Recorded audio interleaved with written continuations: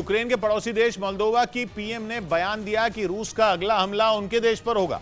रूस की सेना ने यूक्रेन के दक्षिणी और पूर्वी इलाके में बढ़त हासिल कर ली है और रूस की सेना की यही बढ़त मोल्दोवा जैसे छोटे से देश को डरा रही है, क्योंकि रूस की सेना यूक्रेन के दक्षिणी और पूर्वी इलाके में लगातार कामयाब हो रही है। खबर है कि वो वहां जीत के बहुत करीब है, जिसे सुनकर यूक्रेन का पड़ोसी देश मोल्दोवा थर-थर कांप रहा है, क्योंकि रूस की सेना यूक्रेन के जिस हिस्से में जीत की ओर है, मोल्दोवा उसके साथ सीमा शेयर करता है। वहां की पीएम के सर तो रूस का डर इस कदर हावी हो गया कि उन्होंने बोल दिया कि रूस का अगला हमला मोल्दोवा पर होगा।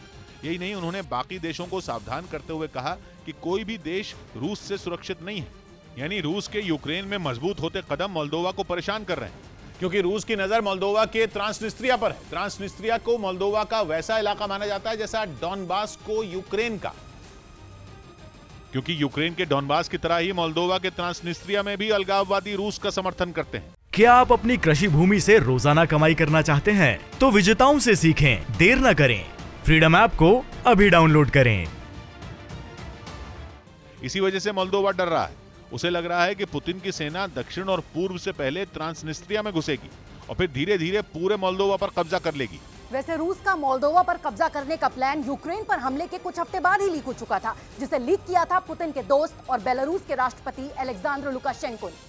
बेलारूस के तानाशाह अलेक्जेंडर लुकाशेंको अपने सैन्य अधिकारियों के साथ एक बैटल मैप पर चर्चा कर रहे थे और इसी दौरान उन्होंने पुतिन की रणनीति बताई थी और मोल्दोवा की ओर इशारा करते हुए उन जगहों की जानकारी दी थी जहां आने वाले दिनों में रूस हमला कर सकता है। मोल्दोवा की पीएम का डर कई महीने पुरानी इस बात को सच साबित कर रहा है, क्योंकि खबर है कि रूस ने ट्रांसनिस्ट्रिया पर कब्जा करने का प्लान भी बना लिया है और पूर्वी यूक्रेन से मोल्दोवा के ट्रांसनिस्ट्रिया तक के एक रास्ता बनाने के बारे में सोच रहा है, जिसके जरिए रूस के सैनिक वहां दाखिल होंगे और ट्रांसनिस्ट्रिया पर कब्जा कर लेंगे। यही नहीं, खबर है कि ट्रांसनिस्ट्रिया में पहले से ही रूस के कई सैनिक मौजूद हैं। मोल्दोवा यूरोप के सबसे गरीब देशों में एक है।